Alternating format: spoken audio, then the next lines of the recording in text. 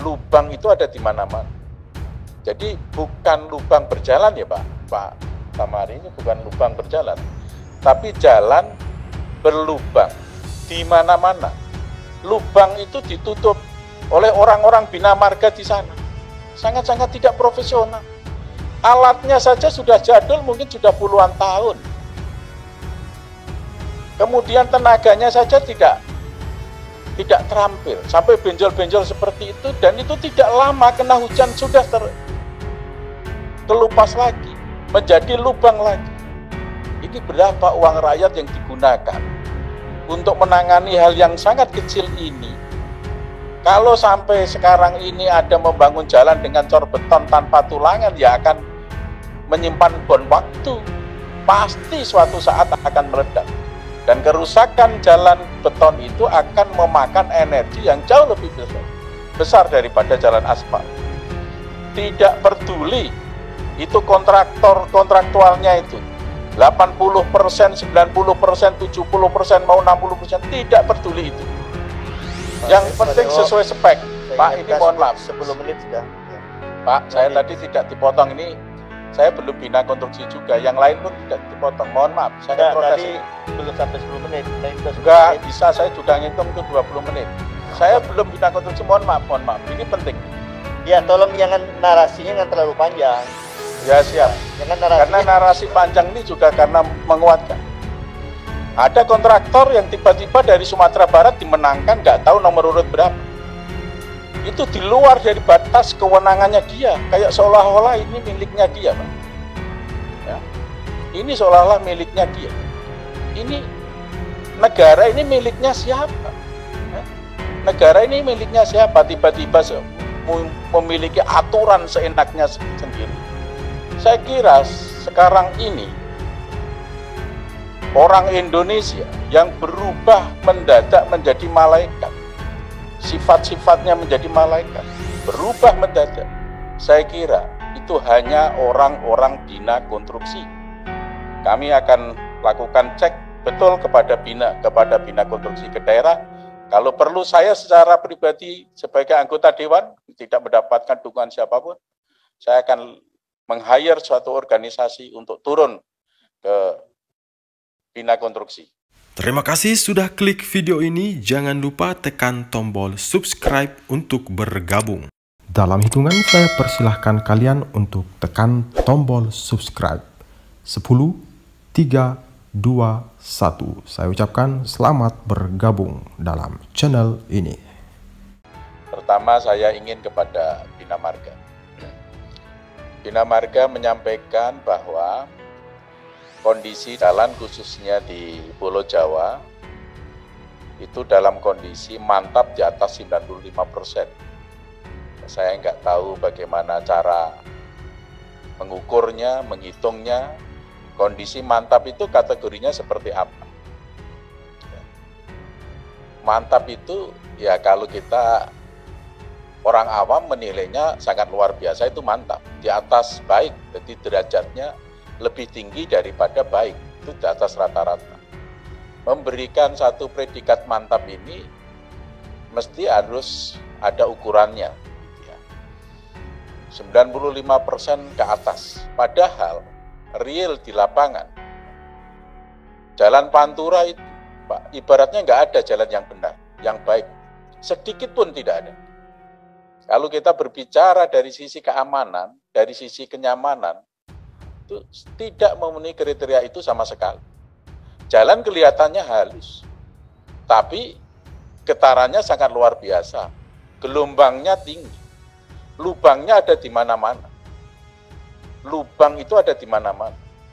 Jadi bukan lubang berjalan ya Pak Tamari, ini bukan lubang berjalan, tapi jalan berlubang di mana-mana, ya kan? Ini terkait dengan satu deteksi. Ini kan gampang sebenarnya karena kasat mata. Tapi mengapa ini terjadi berulang kali? Ketika Dirjen Bina Marga RDP dengan kami mengatakan bahwa kondisi mantap. 1 minggu berikutnya, kami kunjungan kerja spesifik di Pelabuhan Patimban, di Subang. 1 minggu berikutnya, Nggak ada itu jalan yang baik. Keluar dari tol Cikampek sampai dengan Subang nggak ada jalan. Bahkan itu rawan sekali terhadap kecelakaan. Menghindar dari lubang, menghindar daripada gelombang, itu rawan sekali terhadap kecelakaan. Dan memang betul pada saat itu terjadi kecelakaan. Ternyata Subang ke timur sampai Cirebon, dan seterusnya sampai di daerah saya. Pati, Rembang, Tuban, itu jelek semua. Jadi hati-hati ini Pak Dirjen Bina Marga, karena semuanya ini adalah eksak, ini adalah pasti. Jangan sampai mudah memberikan satu predikat namanya mantap. Mantap itu artinya ya sudah sangat luar biasa, tanpa apa-apa itu memberikan satu kondisi yang aman dan nyaman bagi lalu lintas. Ini nggak aman, nggak nyaman kok. Bisa diberikan nyaman itu kalau memang itu kondisinya bagus sekali. Aman, tidak rawan kecelakaan, penumpang itu bisa tidur, tidak getaran. Itu namanya mantap. Jadi sampai 95% ke atas ini cara mengukurnya seperti apa? Padahal yang namanya Pantura ini ibaratnya backbone, tulang punggungnya ekonomi, urat nadi perekonomian di Pulau Jawa, ya Pantura. Kalau Panturanya aja kondisi seperti ini, logistiknya tinggi, kos produksi komoditi itu menjadi tinggi, harga barang tentu menjadi mahal. Siapa yang terdampak terhadap ini adalah masyarakat. Bagaimana kehadiran pemerintah, kehadiran Menteri PUPR dalam hal ini, yang memberikan pelayanan jalan, supaya outcome-nya adalah memberikan harga yang murah, yang terjangkau. Kalau seperti ini nggak akan mungkin. Anggaran yang begitu besar, tolong di-manage dari aspek keekonomiannya juga. Jangan dari aspek teknis, aspek keekonomian. Jadi mengalokasikan anggaran pada suatu ruas jalan itu juga dilihat dari aspek keekonomian. Seberapa besar uang yang dialokasikan pada suatu ruas jalan ini memberikan daya dukung ekonomi terhadap masyarakat. Ini penting. Jangan melakukan sesuatu yang sifatnya rutinitas. Ini saya kasih plot di sana, ini kelihatannya baik, tanpa ada kajian ekonomi. Padahal jalan ini memberikan satu aspek untuk memberikan daya saing, untuk meningkatkan perekonomian kita. Filosofi jalan kan ada untuk fungsi pemersatu bangsa, ada fungsi untuk keadilan, ada fungsi untuk keekonomian. Ini keekonomian aja enggak, apalagi untuk pemersatu bangsa, untuk keadilan. Ini koreksi kepada Bina Marga, dan Pak Edi Rahardian kan belum lama menjadi dirjen. Ini merupakan warisan yang sebelumnya, tapi kan kita nggak bermaksud untuk menyalahkan yang sebelumnya, karena ini merupakan satu kesatuan sistem. Hanya di Pak Edi Rahardian inilah saya berharap secara sungguh-sungguh supaya dilakukan satu pemetaan yang benar. Karena kalau data saja sudah salah, bagaimana akan membuat satu kebijakan? Salah penanganan pasti, itu pasti.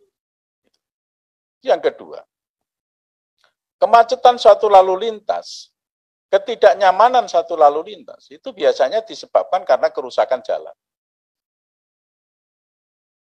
Yang kedua, karena pada saat penanganan kerusakan itu, jadi pada saat jalan ini rusak tidak segera ditangani, ya tentu saja lalu lintas tidak akan menjadi lebih cepat, tidak akan sesuai dengan waktu tempuh. Kalau waktu tempuh tidak akan sesuai, ya kembalinya lagi, kos logistiknya menjadi tinggi. Dan ironisnya, ketika jalan itu diperbaiki, membuat kemacetan lagi. Jadi ketika jalan rusak membuat macet, ketika diperbaiki juga membuat macet. Yang ironisnya, pada saat perbaikan, itu sangat konvensional, menjadi sangat lama. Dan pasca itu diperbaiki, lubang-lubang itu ditutup, juga membuat kemacetan, membuat ketidaknyamanan, karena menutup lubang-lubang itu juga. Itu sangat sekali tidak profesional, benjol-benjol, Pak. Benjol-benjol. Maka saya memberikan masukan kepada Dirjen Bina Marga. tolong itu dimutakhirkan peralatan-peralatan untuk melakukan penanganan jalan itu. Tolong itu dicatat, Pak, supaya nggak lupa, Pak. Saya melihat itu. Saya itu melihat secara langsung. Saya dari Bandara Semarang sampai ke Dapil Sayak Pati ke Rembang, lubang itu ditutup oleh orang-orang Bina Marga di sana. Sangat-sangat tidak profesional. Alatnya saja sudah jadul, mungkin sudah puluhan tahun.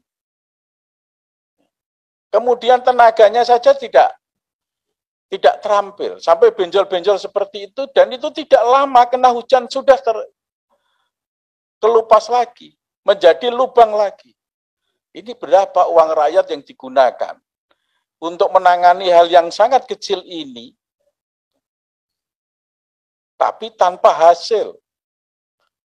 Saya sangat setuju. Bila mana hal yang semacam ini tidak perlu dikontraktualkan, diswakelolkan, ditangani oleh PU.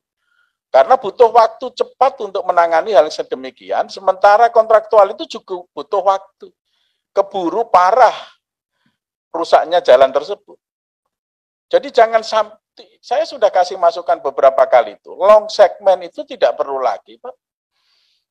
Kalau preservasi, oke, silahkan, itu mungkin reinkarnasinya dari pemeliharaan rutin, pemeliharaan berkala yang SOT tempo dulu. Tapi kalau preservasi itu dirubah menjadi long segment, jadinya jalan itu menjadi rusak sangat parah. Bapak rencanakan yang sekarang ini 100 miliar untuk ruas tertentu.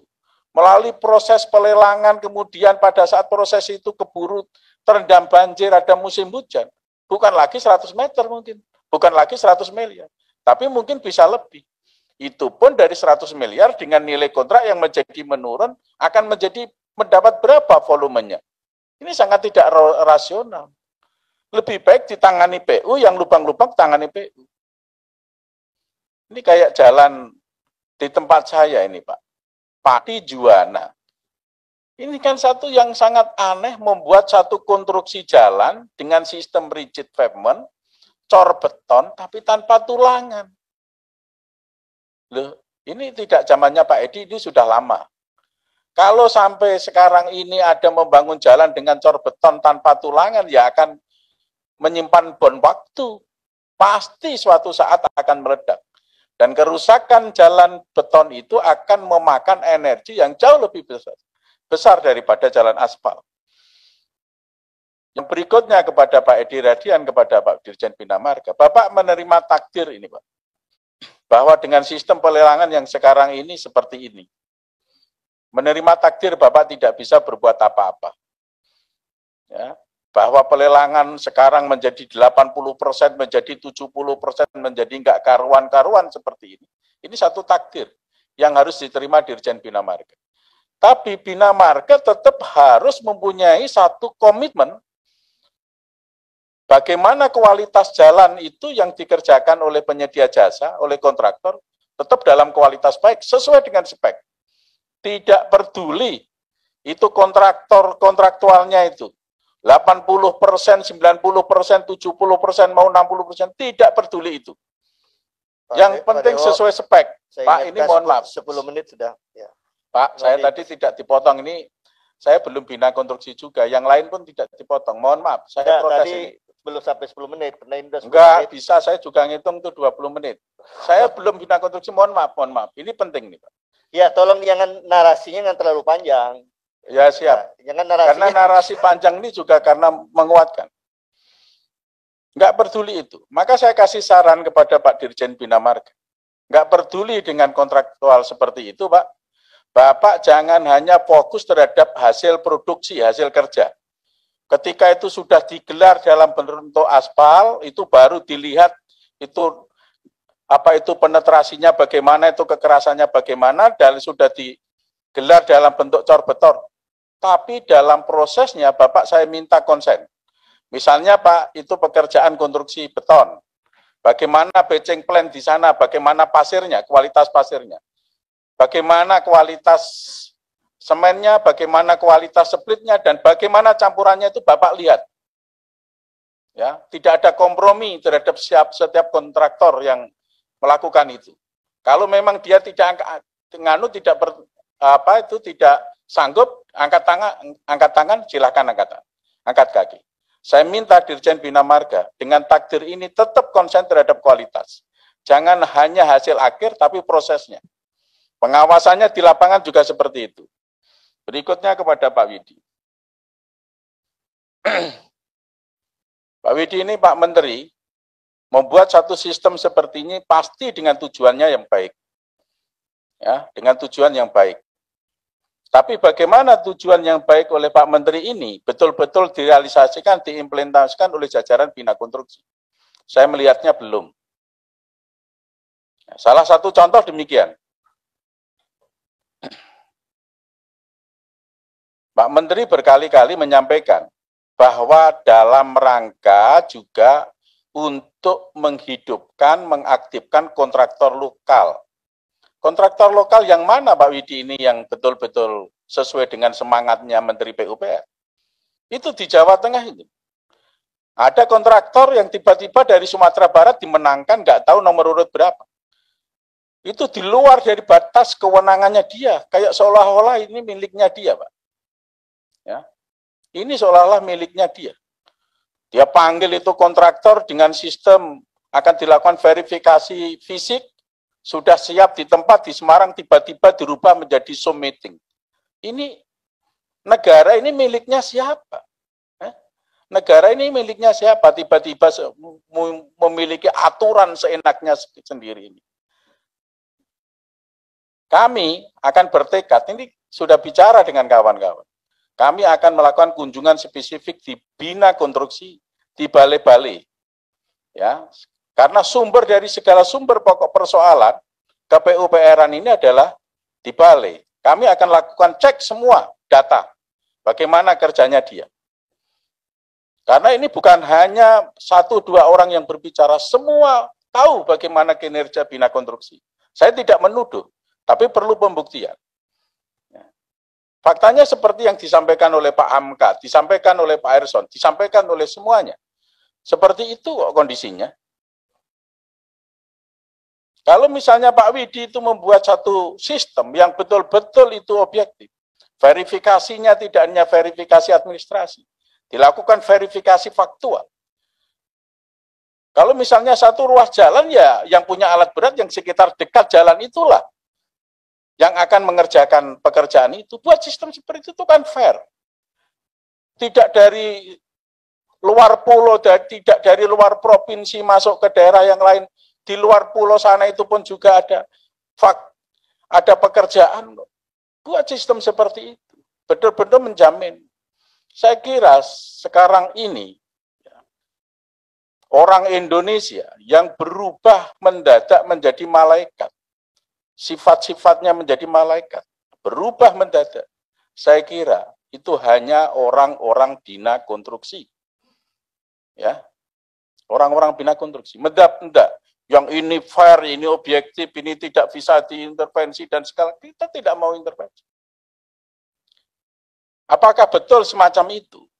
Itu yang kita pertanyakan. Niatnya Pak Menteri baik, jangan sampai yang di bawah.